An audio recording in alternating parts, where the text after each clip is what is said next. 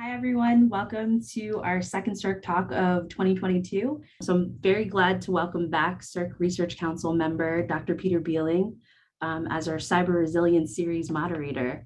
We're very lucky to have Dr. Beeling, who in addition to his research council and research roles at SERC, serves as a professor in the Grado Department of Industrial and Systems Engineering and Associate Director of the Intelligence System Laboratory in the Hume Center for National Security and Technology at Virginia Tech.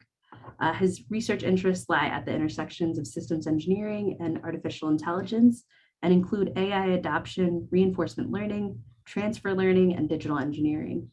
His research has found application in a variety of domains, including mission engineering, cyber resilience of cyber physical systems, prognostics, and health management, and smart manufacturing.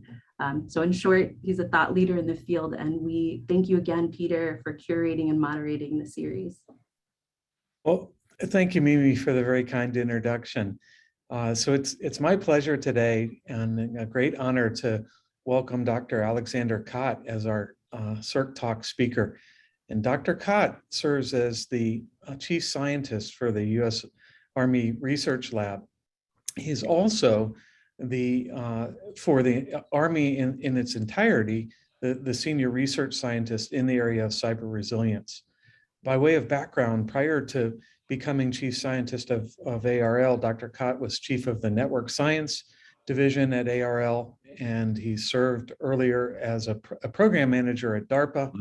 And his prior positions also include director of research and development at Carnegie Group in Pittsburgh.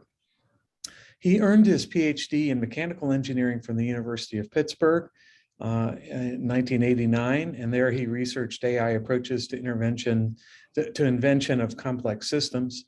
And I'll also note that he received the Secretary of Defense Exceptional Public Service Award, and he's published over 100 technical papers and served as the author and editor of 12 books.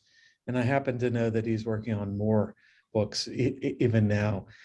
So again, it's a great pleasure and honor to welcome you, Alex. You are a thought leader in cyber resilience, and I think you have a very interesting talk prepared for us today. So everyone, we're in for a treat. So Alex, over to you.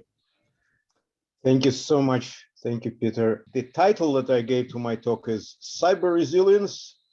Is it a technical concept or is it just a vague desiderata? And for those of you who don't know what word desiderata means, it's basically a list of wishes.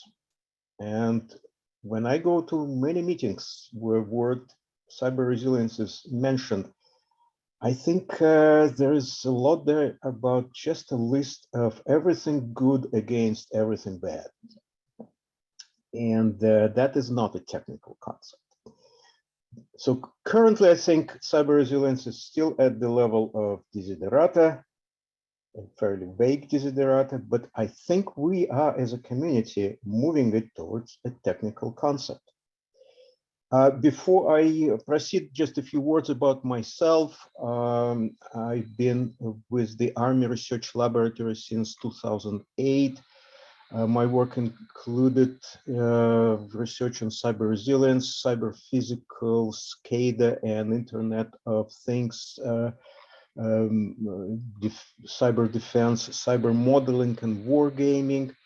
A very a pet topic for me is development of what we envision as autonomous intelligent agents for cyber warfare, and I also done some work in technological forecasting. It's a bit of a hobby as well as a research topic. I have two current roles. I am the chief scientist of the Army Research Laboratory, which is part of the development command of the Army Futures Command, a special command of the Army that deals with its future. And I am also the Army kind of a chief technologist for cyber resilience in particular. So what I am going to do first, I believe that in order for something to become a technical concept, it needs to be distinguishable from other concepts. And in particular, I would like to encourage us all to differentiate between resilience, cyber resilience, and cybersecurity. There are many people who are already upset with me just because I am saying this. Please bear with me. Maybe I can convince you that this differentiation actually has some points. So here are some definitions from the Oxford Dictionary. Risk is a situation that involves some exposure to threats. Security is a state of being free from danger of threat. In other words, security is essentially all about minimizing your risk or exposure to threat. And resilience is the capacity to recover quickly from difficulties. Difficulties is when we already have a threat. Threat has been successful in causing difficulties for us. In other words, the risk has already materialized, security has already failed. Resilience is what happens when security fails. And do not conflate risk and resilience as we're being urged by a number of thinkers on this topic, particularly by my friend Igor Linkov at the US Army Corps of Engineers. So there are plenty of definitions of cyber resilience. One of them back from DoD 2014, very specific, very similar to Oxford definition. That's the ability of systems to resist, absorb, and recover from or adapt to adverse occurrence during operation. In other words, bounce back from a bad situation into which cyber attack has placed us. Note that the focus is on what happens after the compromise. In other words, adverse occurrence has occurred. And as I keep saying, it's too often and very misleadingly used interchangeably with cybersecurity. Cybersecurity is what we do to prevent that occurrence. Cyber resilience is what we do after occurrence has occurred.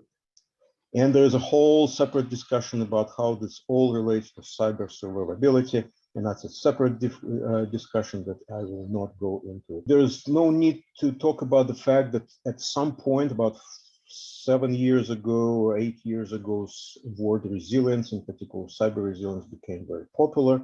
And therefore, many people use it in a variety of contexts, which is both good and bad. It's good that it's popular because it's important. It's bad that it's popular because it's being misused and abused. So let me just narrow my focus a little bit and describe the context in which I am talking about cyber resilience. I'm talking about cyber resilience in the context of things that are very important to the Army. Tactical mobile assets. We're talking about a variety of manned platforms, tanks, Bradleys, let's say, logistic vehicles. We also talk about autonomous assets, such as today's some of the more autonomous UAVs, and in the future we will see more autonomous ground vehicles and so on. I'm also talking about tactical mobile assets such as networks of mobile formations. For example, a company of tanks moving forward and communicating between themselves. It's a network and it's a mobile and tactical network. Forward command posts are other examples of essentially mobile tactical assets. And these assets are relatively disadvantaged. They are very often COTS-based, they're dated, very often they're not necessarily the most recent production. They have modest size, weight, and power. They don't have a lot of opportunities for placing a lot of defensive, including cyber defensive machinery on them. They operate in close proximity to adversarial elements, to the enemies. So it's the opportunities for the enemies to access those assets occasionally and penetrate them in a variety of ways, including by deploying malware over the air. There's also probability of physical capture by the adversary. For example, any equivalent of a CAC card can be captured. The physical device itself can be captured. The enemy can have direct access to the computers and may impersonate a US personnel. Very often there is a lack, well, almost never there is an onboard cyber defender. There is no cyber defender on a tank. These soldiers are very busy with other tasks, and they don't necessarily have any skills to do any cyber defense. And if you're thinking about relying on external support, some kind of a centralized monitoring and response cyber center, that's also not possible in many cases, because the networking is very contested. Very often we want to keep ourselves radio silent, and therefore we want not to emit any radio frequency information, which is required for external monitoring and response to a cyber compromise. Next slide, please. So in this context, cyber resilience is especially important because likelihood of compromise is high. And therefore we have to ask ourselves, how do we bounce back from a cyber compromise? Taking such partly compromised system out of the fight is often not an option. If a tank is compromised and needs to keep fighting, you cannot just say, okay, let's take it back to the depot and re-image all the systems. Recovery by the onboard personnel, for example, soldiers within the tank, is unlikely. It's unlikely, let me put it that way. Many assets are unmanned or will be unmanned in the future with no onboard personnel at all. So there is no human cyber defenders or administrator available on those assets, period. Remote monitoring and recovery is constrained, as I said, by contested communications, and therefore building autonomous defense and recovery is crucial. I will return to this topic later. Next slide, please. When we talk about the differences between security and resilience, we probably need to also talk about the economic underpinnings of that differentiation. What has been noted by a number of authors is that reducing risk is becoming more and more expensive as we are reducing that risk. In other words, in order for any additional incremental reduction in risk, in other words, any incremental increase in security comes at higher and higher cost. And at some point it becomes unreasonable to invest any more into increased security. Instead, what we should do is to ask ourselves, okay, if our security fails, then what's next? What is our resilience? What are our provisions for resilience? That's an economic question to a very large extent. I also would like to address another topic that often comes up with when we try to define resilience as a technical concept, and that is that there is an emergent differentiation between two types of resilience: the resilience by design and resilience by intervention. I provided a reference at the bottom of this slide. If this interests you, please read it. That is a fairly easy reading, can explain this fairly well. Essentially, resilience by design is the resilience that is tightly integrated within the system itself. It has internal authority. It is kind of an onboard resilience on board of a system that is being which we are trying to provide with resilience. It has the advantage of immediate response even when external access is not available. Disadvantage is that additional capabilities are not available when they might be needed. Resilience by intervention means that we have some external center or some external expert or external agent that is providing that resilience, for example, reimagining the system or otherwise recovering the system. It is not inherent to the system itself. It has external authority. And example would be a vehicle protected by external monitoring and response center. It has advantage of effective and modulated use of resources. Resources are being distributed over powerful resources are being available to numerous systems. Disadvantage is that response may be delayed or impossible, especially if access is impeded. This is an interesting emerging differentiation to different types of resilience, and that is a good sign that we're getting this kind of differentiated perspective. That implies that we are moving toward a technical concept of resilience. Again, I provided references at the bottom of the slide. Next slide, please. So I talked a little bit about the differentiating between security and resilience, cybersecurity and cyber resilience, and offered a couple perspectives on that. Now, let me talk about something else that is very common to find when something becomes a real technical concept.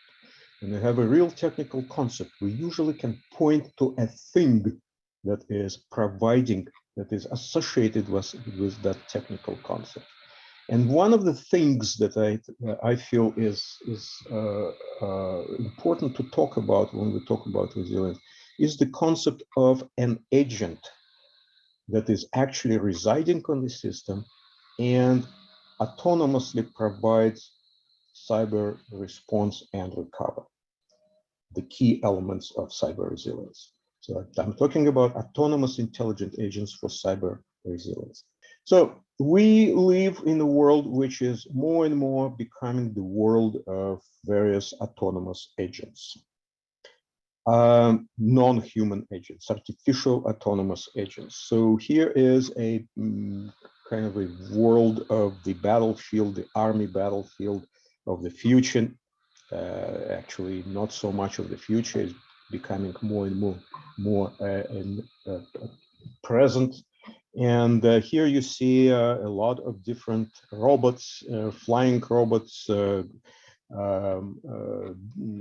ground robots, and so on. They all have various links between themselves, or they don't have links between themselves, and the enemy is of course trying to destroy them and trying to destroy the links between themselves. They're also connected with human intelligent agents and so on. So this is a world of intelligent agents, physical intelligent agents, and invisible within this picture we have cyber agents, our friendly cyber agents that are defending our systems, or maybe attacking the enemy systems, as well as enemy cyber agents, so the malware that is attacking our systems, and their own defenses, their own defensive cyber agents. And so this kind of serves as a motivation for autonomous intelligent cyber defense agents. The AI is both vulnerable on one hand, and at the same time vulnerable to particularly various cyber attacks.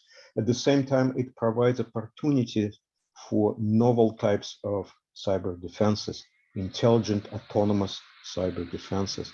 And as I already explained, in many situations, particularly in the context of mobile tactical assets, both autonomous and manned assets, it is critical to have this kind of autonomous intelligence cyber defense agents that can provide resilient capabilities to our systems. And if you want to read more about it, there is a reference here at the bottom of this slide. So here's the textbook picture of an intelligent agent. An intelligent agent is something that is we can differentiate from its environment. Agent perceives the environment. It thinks about what to do given what it perceives, creates some kind of a plan of actions, and then executes that plan of action, thereby performing actions on environment or on itself in many cases. So that's what intelligent agent generally is. Next slide, please. About more than 5-6 years ago, I initiated a research group within the NATO Science and Technology Organization NATO Science and Technology Organization has a number of research groups, and so I initiated one of those groups specifically on exploring the feasibility of autonomous agents for cyber defense and resilience, and what that agent might look like, what it would do. We created a reference architecture within that group, reference architecture for an autonomous intelligent agent for cyber defense. Somewhat, a fairly non-controversial architecture that which follows many principles of intelligent agents. Again, there is a reference here you can read, and there are more references that are mentioned in that reference. The NATO group existed for about 3 years. It completed its work. It's created some papers. It created an architecture document. And instead, a working group, international working group, has been created. And it is a fairly active group. It has a conference that, by the way, the next conference is happening on May 2nd and 3rd. If you Google Autonomous Intelligent Agents for Cyber Defense 2022, you will find that conference, and I certainly invite you to see if you would like to join that conference. So anyways, there is already work being done on this kind of agents. I recently talked to a startup that is trying to develop such things. There are a few prototypes that have been built. So there is a growing interest in this kind of things that are physical embodiment, or rather software embodiment of actually providing resilience autonomously. Needless to say, autonomy means we have limited control over this kind of agents. Sometimes communications with tactical mobile assets exist, sometimes they don't exist, so sometimes we have some control, sometimes, very often we don't have any control at all, and that means we have to accept and manage risk. Again, there is a paper that we wrote about this, which is titled "Autonomous Cyber Defense Introduces Risk. Can we manage the risk?" It appeared a few months ago, and some of the points that we're making in that publication is that yes, autonomous cyber defense introduces significant risks. We can mitigate them to some extent, but only partially. And ultimately, like with any autonomy, we have to balance the advantages and benefits of autonomy versus the disadvantages and risks that the autonomy introduces. And in the battlefield in particular, we have to balance the risks of autonomy, particularly autonomous cyber resilience, against the death and destruction that will be caused by the enemy if we don't use such an autonomous agent and don't accept the risk of using such an agent. So it is not an entirely comfortable position, but I think it's the only honest position. Next slide, please. So as I already said, we have already a fair amount of research is being done in academia. ARL now has a MURI on autonomous cyber defense. As I said, we already have international working group on autonomous intelligent cyber defense agents. We have growing body of technical literature. I am editing a book on this kind of agents, and again, focus is very much on resilience. So we have the architectural recommendations. We have a tri-service technical exchange on autonomous cyber defense. And if you're more interested in this kind of topic, please contact me. And here is the email that you can use. And I think it's also posted in the in today's seminar, in whatever place you are logged into. A technical concept also means we are able to do, it's a quantifiable technical concept. if we're talking about cyber resilience, we ought to be able to measure quantitatively how good is our cyber resilience. So let's talk about how we measure cyber resilience.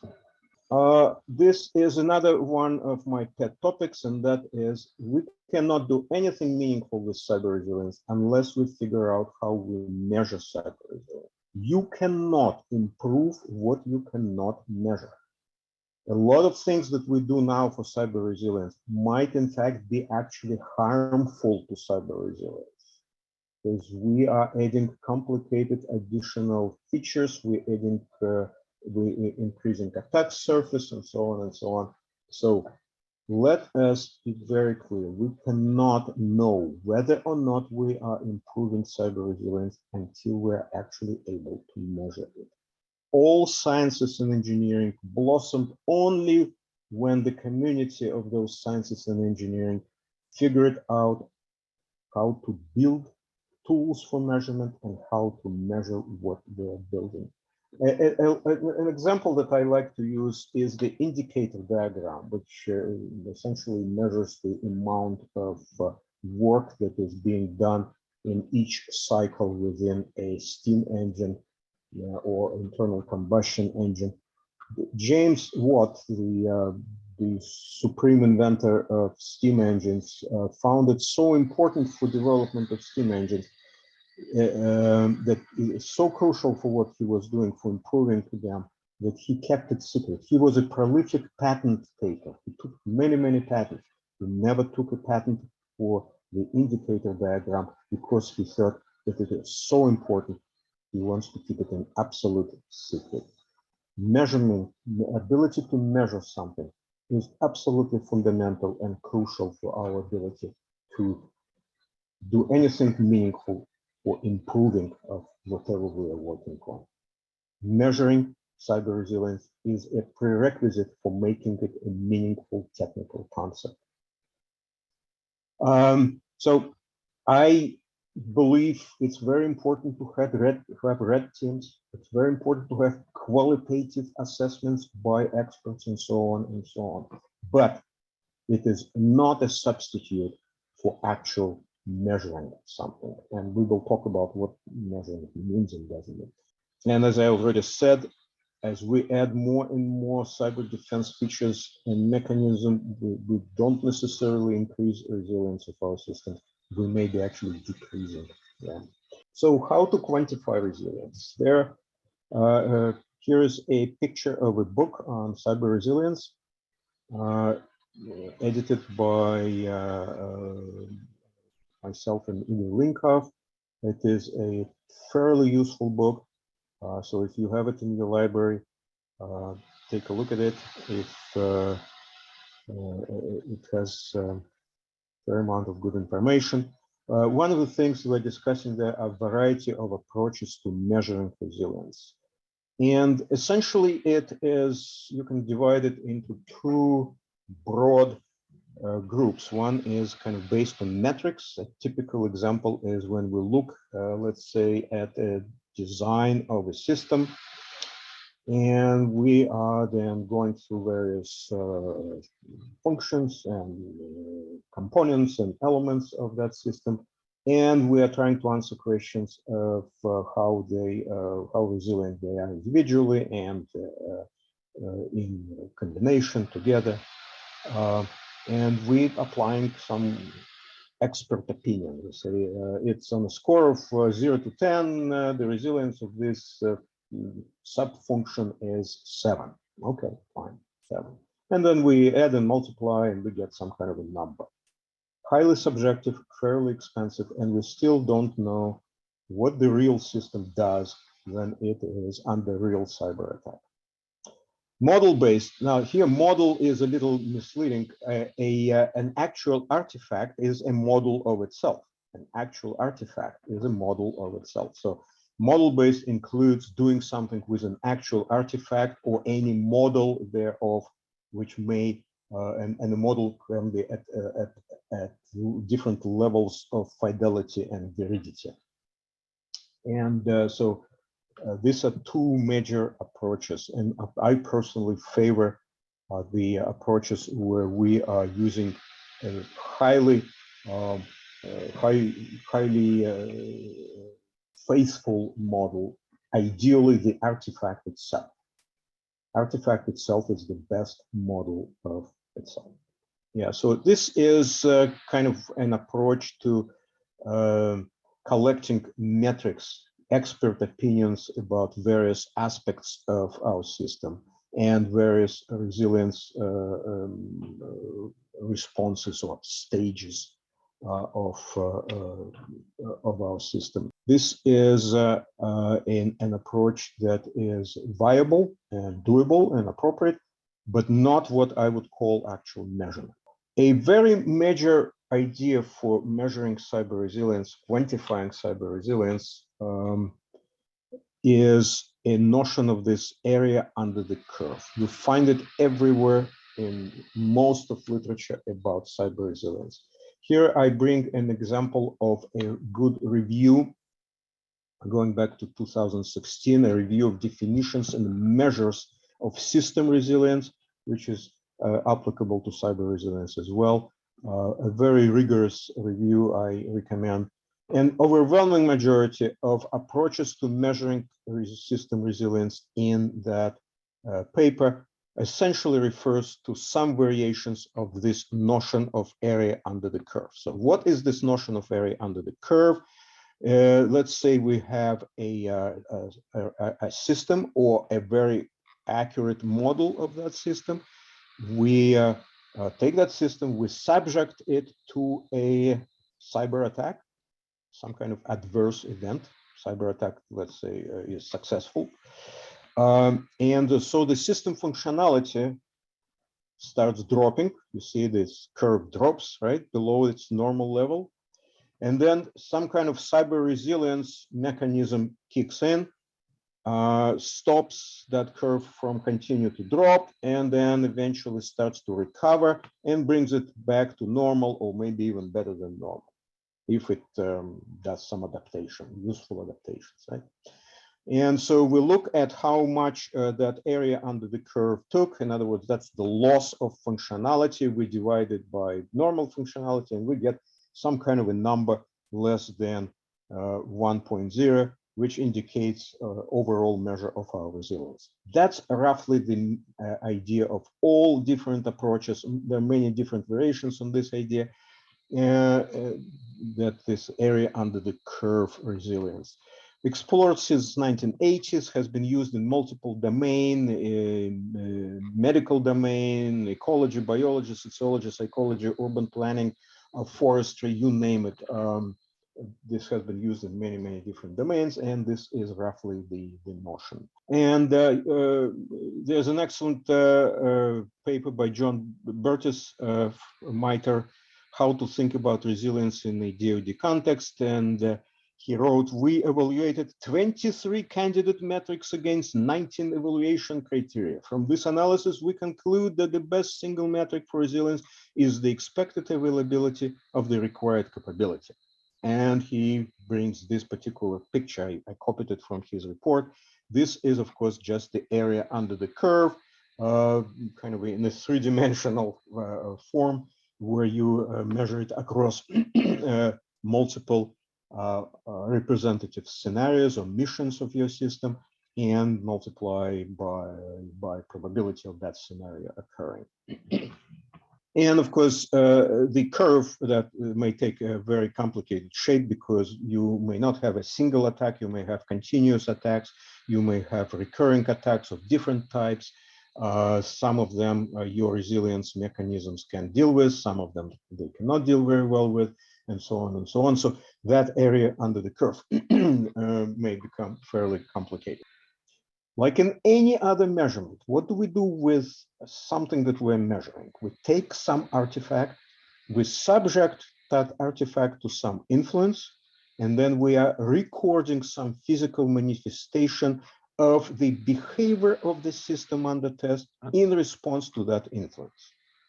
If you think about virtually any type of measurement of anything technical, that's what you generally do. You take some system, some artifact, you subject it to some influence, and then you record some manifestations of the behavior of that system under that influence.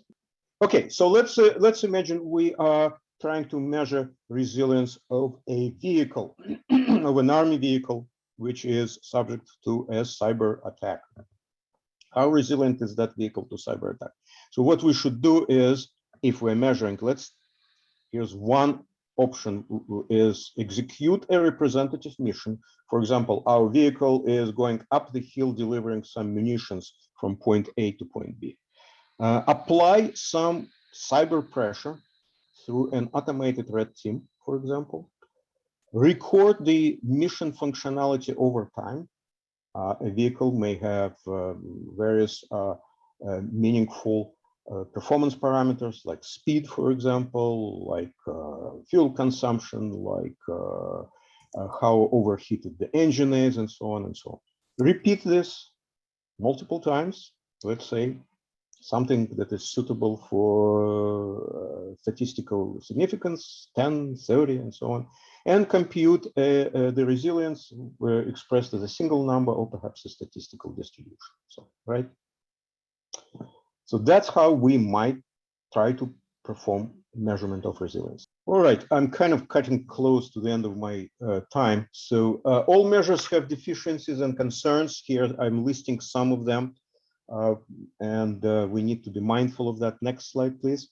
One way to see if we have a good measure is to ask ourselves certain questions about, for example, repeatability of the measurement, consistency of the measurement with respect to missions. In other words, if we have similar missions and we're measuring resilience of a system or artifact under similar missions, then we should be getting similar measurements of resilience. If they're strongly dissimilar, then we probably would get dissimilar measures of resilience, and we need to know why. There should be monotonicity with respect to defenses. Stronger defenses should produce better resilience. Monotonicity with respect to attacks, probably stronger attacks should produce measurements of lower resilience, and so on. Again, there is a reference. You can take a look at where this is explained in more details. Okay, so where are we now? We have at ARL, at the Army Research Laboratory, we have a project. So we have identified a surrogate system. I didn't put it on a slide, but it's essentially a combination of Toyota Pasta system combined with a fairly good emulation of a physical behavior of a vehicle. A vehicle is of interest to the Army, a particular logistic vehicle of the Army. We have equipped that vehicle, quote unquote, with certain defenses that are capable of resisting and recovering from a cyber attack. The cyber attacks and defenses have been gathered from another Army-related project performed by another institution, where they are actually studying potential attacks and defenses for that particular vehicle that we're interested in. And we have built a data collection mechanism to perform various missions for that vehicle and perform measurements of what happens with performance of that vehicle when it is subject to cyber attack and how it's recovering from that cyber attack. We're measuring that, essentially collecting data for that area under the curve. Next slide, please. We also came up with a parsimonious model, mathematical model for resilience. I think that's the first one. Essentially, we are, here's a continuous version of this model where we're considering functionality of that vehicle as a continuous variable, and the malware is in a continuous fashion reducing that functionality, while the resilience mechanisms, we use word boneware for that, is trying to resist that degradation of functionality. And if you look at the picture in the lower right corner, you see a behavior that is kind of reminiscent of our typical area under the curve pictures, right? The malware begins to reduce functionality of our system, and then boneware kicks in and starts to restore the functionality of the system. Next slide, please. Here is actual experiment. Here in particular, we're measuring the temperature of the cooling system at some point within the cooling system of that surrogate vehicle.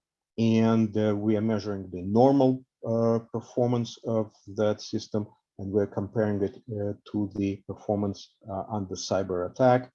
And you see that we can actually use that parameterized mathematical model that we developed to approximate this degradation of performance. In other words, not only we can measure our resilience, we can actually also use a parsimonious parametric model to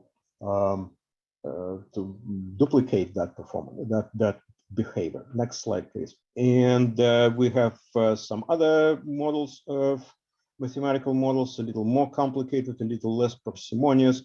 We can talk about it if you're interested. Next slide, please. We also have a stochastic version of that model, very different in kind of its appearance, but actually mathematically they're the similar underpinnings. Here are 6 versions of behavior produced by this stochastic model. One of them is actually actual data, actual experimental data, and you probably cannot figure out which one of those 6, and I cannot unless I write down for myself which one it is, which basically means that the model is passing the kind of a Turing test. In other words, we cannot figure out which is a model and which is the real behavior. Next slide, please.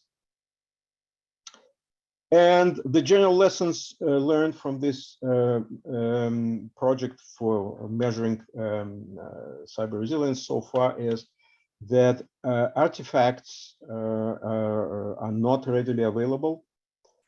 Actual vehicle, if we take the actual vehicle, it's extremely difficult to instrument it for any kind of testing or research or experimentation. Mission scenarios is always a subject of controversy and arguments. Which mission is representative, which mission is not representative, which mission is representative with respect to the cyber behaviors as well, and the same applies to threats and attacks. And I will probably end right here because I think we are now into the question and answer period. Thanks so much, Alex. Really appreciate it. Wonderful talk and very controversial and thought-provoking. And we have all kinds of questions queued up. So yeah, thank you again. And let's take a few of these questions. So, one thing about the Q&A format is that we always end up rewinding a little bit towards the beginning of the talk, right? Because the order that they come. But Robert McKay asked a question that I'll ask it for Robert. How about robustness? Do you have a useful distinction between resilience and robustness? I think that is a good question, in that on your slide you had resilience and risk and reliability, but not robustness. Right.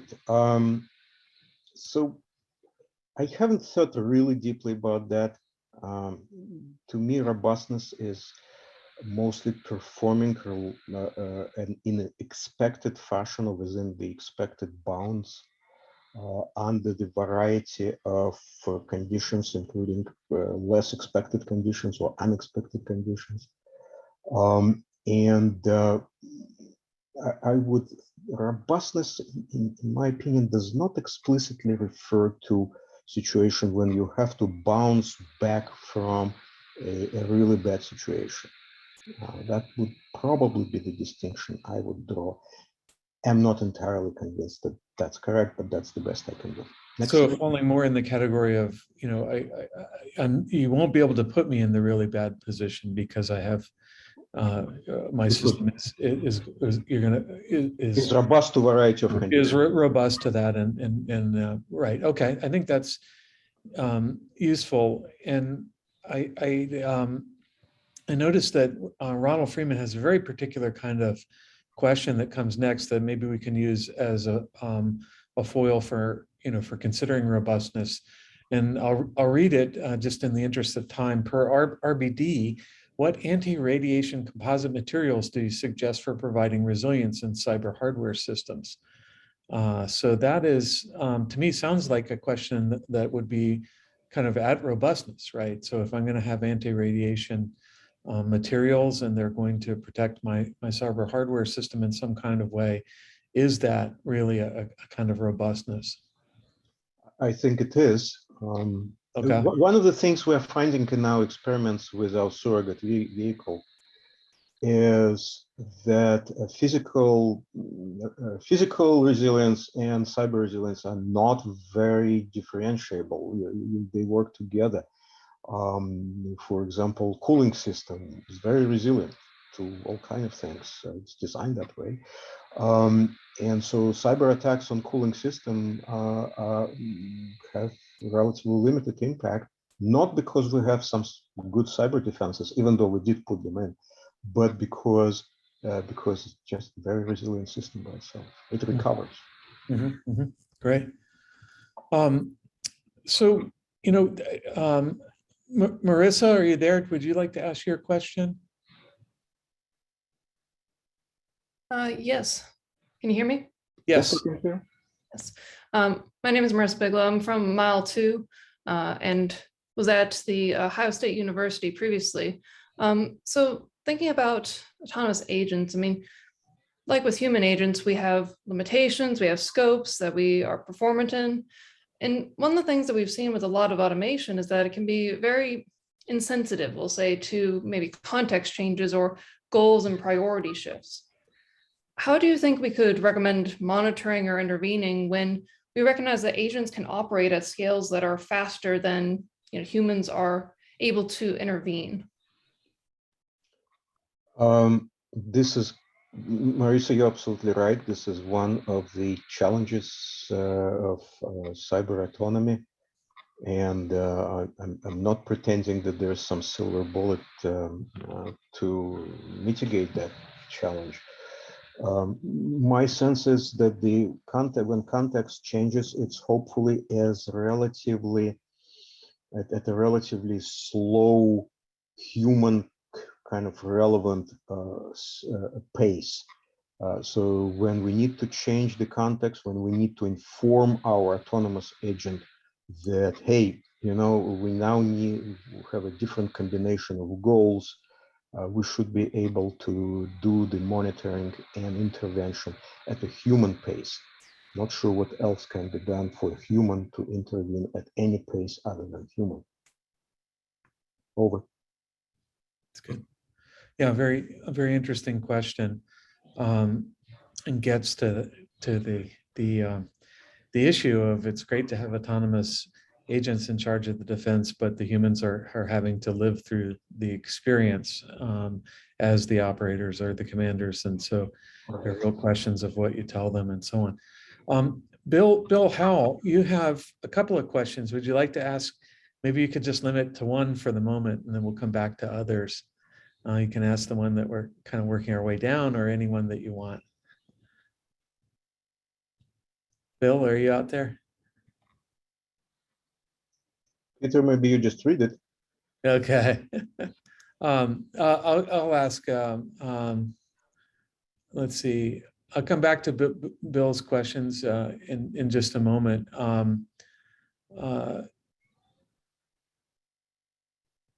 So Wayne Paget asks, on the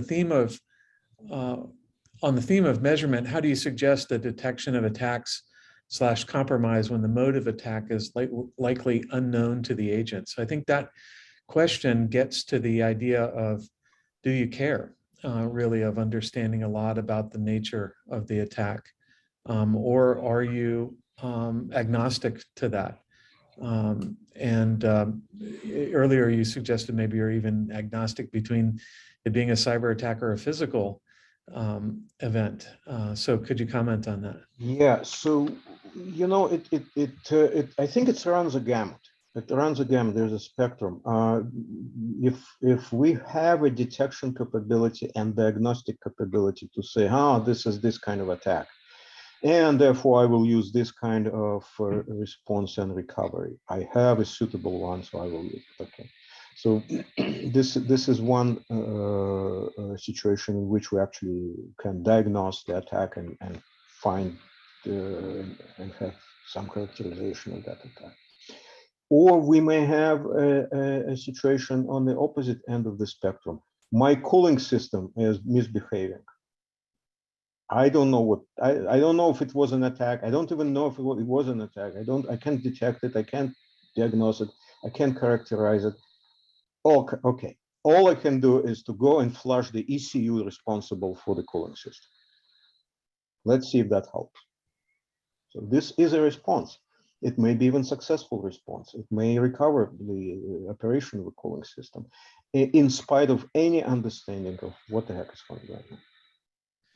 So in the answer there, I think you reveal a little bit about the kind of timescales that you want to operate on too, right? The notion that you want to be autonomous and quick to respond. This is in the battlefield, in the battle. It's not a forensic topic, right? There's no time to view things forensically. It's very much an operational tempo. Am I correct? Correct, Peter, yes. Yeah, very good. Let's talk about area under the curve. There's several questions maybe that relate to that, and that's a good topic for questions because of the ubiquitous nature of area under the curve in the literature. So Bill Howell asks, what about maximum damage versus overall effect, or different criteria depending on situation, sort of getting at the idea of, well, it's not just the area under the curve, but maybe the shape of the curve, and maybe the shape of the curve at a particular moment, depending on context. What do you say about that? I agree. I agree. This is an area of research and consideration. Obviously, the maximum functionality drops below a certain level. It may be unacceptable altogether.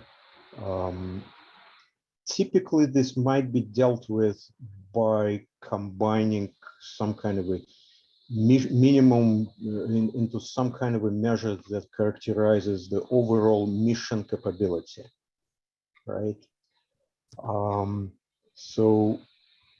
As long as you are able to continue the mission, as long as your curve keeps going, instead of just basically discontinuing at some point, right? Yeah. You apparently are still mission capable. You're still doing something, and if you can recover, then that means you are back into mission capable status. But I agree, shape of the curve matters. We have not looked. We have not found. But perhaps it can be defined in terms of mission terms, or at least that's a frame for thinking about that question. Exactly. It is mission relevant. It is operationally relevant, mission relevant. Otherwise, we don't have much interesting curve. Let me ask a related question, I guess, is it possible to take something like area under the curve and translate it into system requirements? So now I'm in the business of building these resilient systems, and you're going to have to give me requirements to operate. Can you use area under the curve for that at all? Or, how do you do that, given that I don't think it will be a numerical. I think that the power of area under the curve, I guess the way that I see it, the steam engines comes to mind, the diagram that you mentioned, that is very good for determining improvement or degradation, so relative change, but maybe hard to turn into an absolute spec that you could write a contract to. What's your thought on that? I think it's both. We can do relative. And oh, by the way, the indicator diagram measures the work done per cycle, so you can actually measure how much your steam engine will output the power in absolute terms. So I think it's perfectly reasonable to say that I want to buy a system, and that system should exhibit no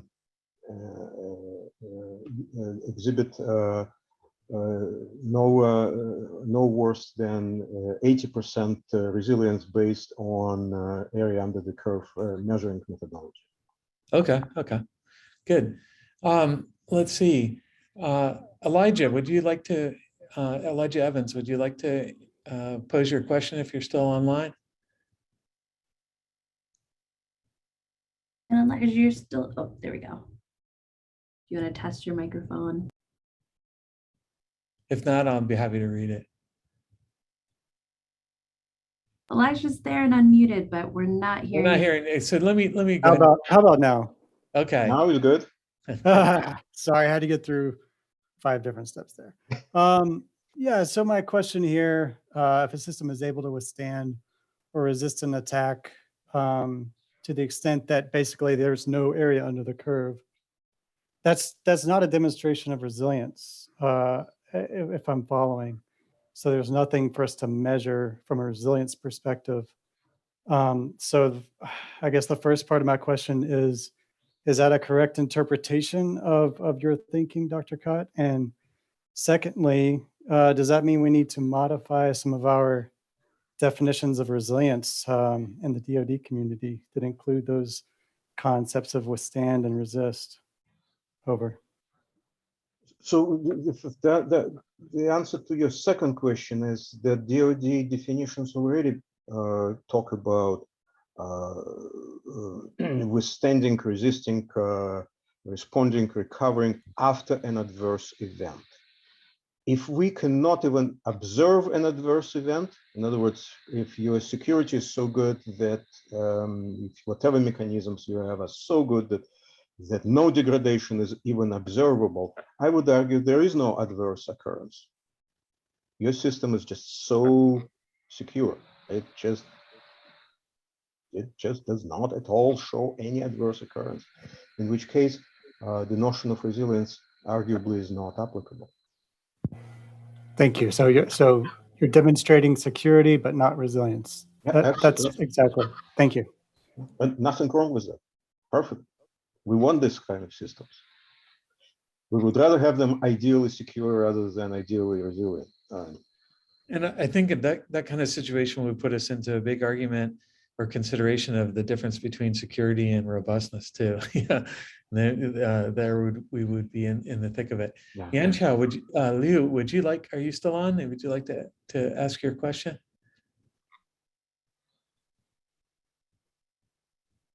Should be. Yanchao? Yes, yeah, thanks for the very informative presentation. I'm Yanchao Liu from Wayne State University.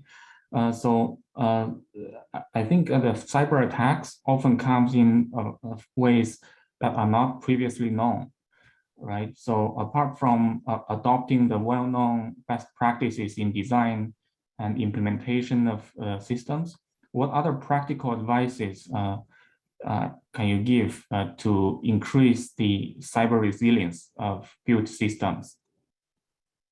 So you are talking about specifically the attacks that for which we're not prepared for whatever reason, either because they're zero-day attacks or because we just happen to be unprepared or unaware of certain types of attacks, right? I think that's the thrust of your question. That's a good question. And let me remind you of an example that I just brought very recently. Let's say I see that the cooling system, let's say I'm an autonomous intelligent agent responsible for resilience, for cyber resilience of a vehicle. And I am observing that a temperature gauge in a cooling system is showing some erratic behavior or unexpected behavior, right? I don't know. I might see some evidence of some kind of cyber attack, or I may not even see any evidence of cyber attack. Nevertheless, I could undertake a resilient response. I can go and flush the ECU responsible for cooling system control and restore it to the known good configuration. It may not be the perfect response, but it may get me through. Mhm. And if attack persists, I might just keep reflushing it. It's not elegant, but it's a response. Yeah, and if you had a redundant system, you could switch to that. Switch to a redundant system if I have available one. Yes.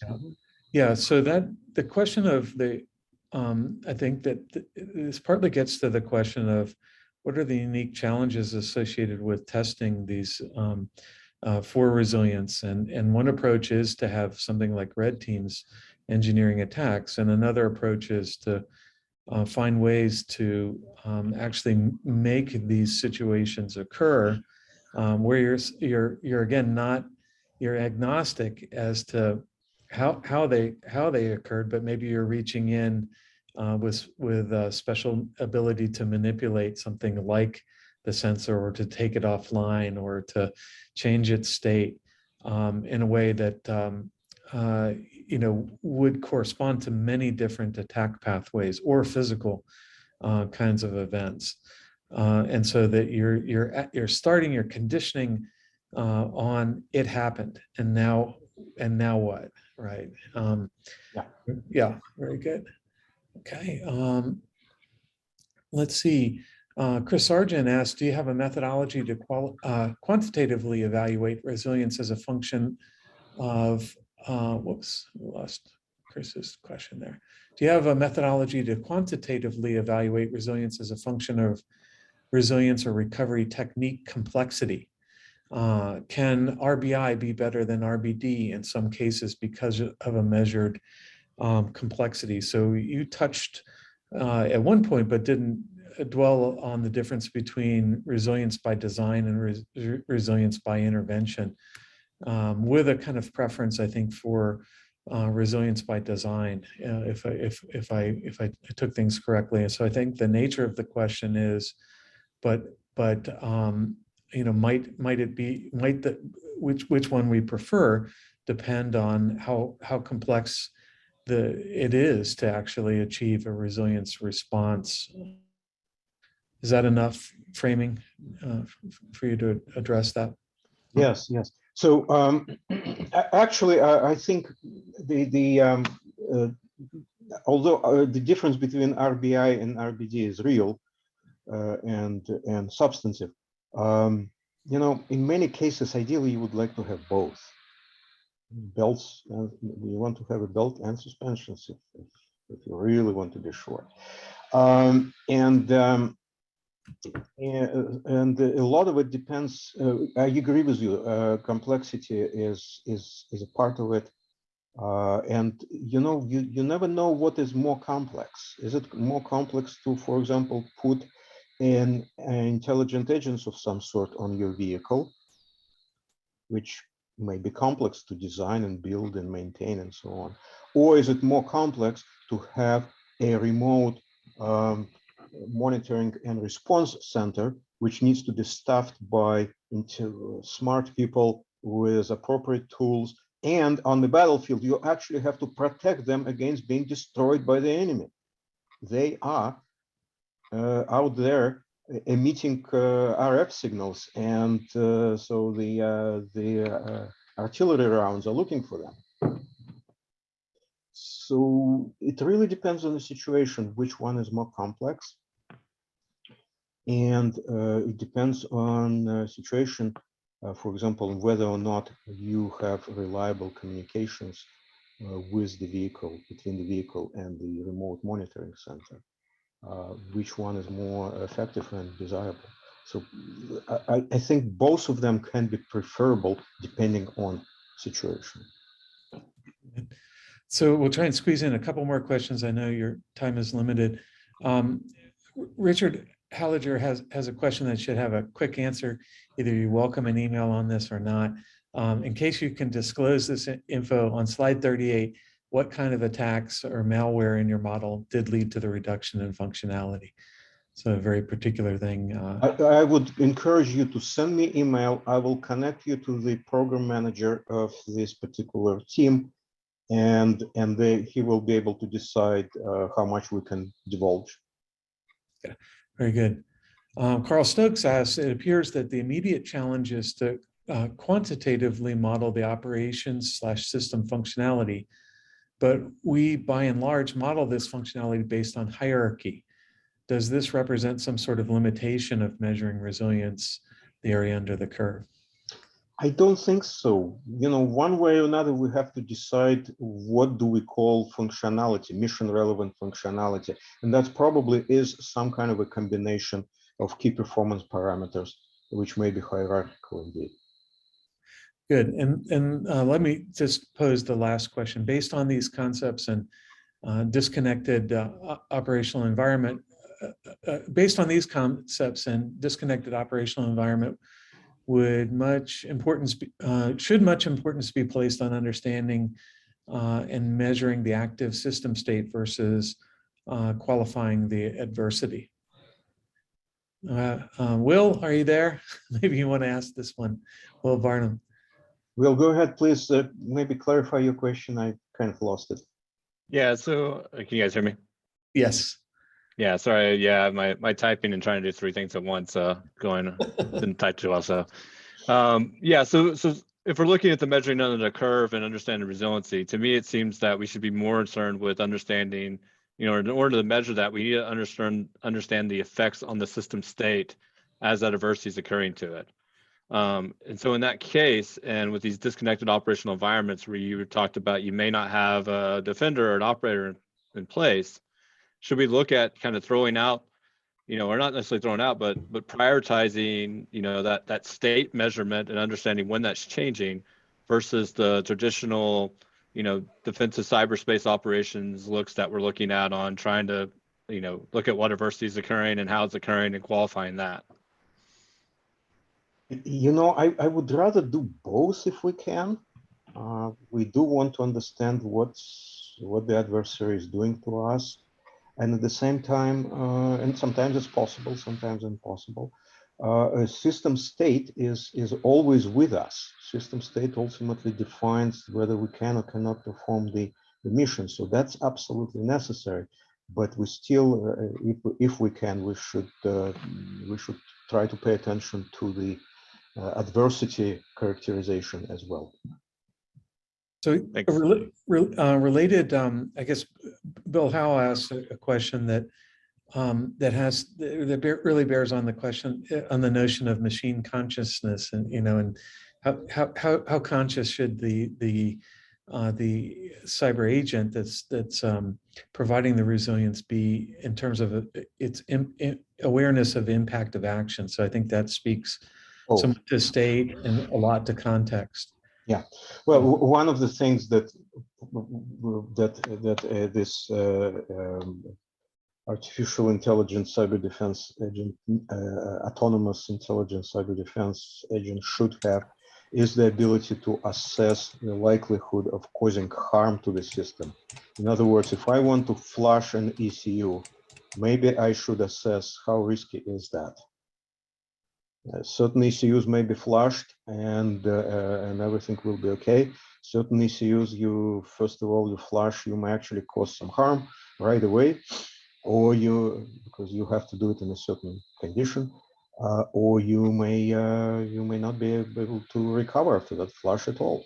So a system, an agent should be able, if you look at our reference architecture, we discuss it in some detail, the importance of being able to kind of a online assessment or simulation of any positive or negative effects of any course of action that is being considered by the very good, yeah. Which could also bring in the operator too, like the question of, I really don't care that the cooling system is failing. I just need to get over this hill right now. Don't flush the ECU because you're going to stop the vehicle entirely. Exactly. Yeah. Yes. Well, very good. I would like to just pause for a moment and at the end here and thank the staff for displaying considerable resilience, because I don't know whether you caught it, Alex, from the chat, but the power in Dinesh Verma's office, where Mimi is sitting, went out, and that's what took out your slides. Wow! It was wow. so. Mimi, thank you so much. Thank you so much for for dealing with this adversity. It was a perfect foil for your talk. And in fact, I think the solution was so good that we almost didn't believe that the resilience was in action here. I think the area under the curve was minimal. Thanks to Amy, much appreciated for everyone's patience on that. Good. Alex, thank you again. This is a wonderful talk and really thought-provoking. Had a lot of fun, and look forward to, I hope you get some nice following emails. I'm sure you will. But thank you again for your time and wisdom. Much appreciated.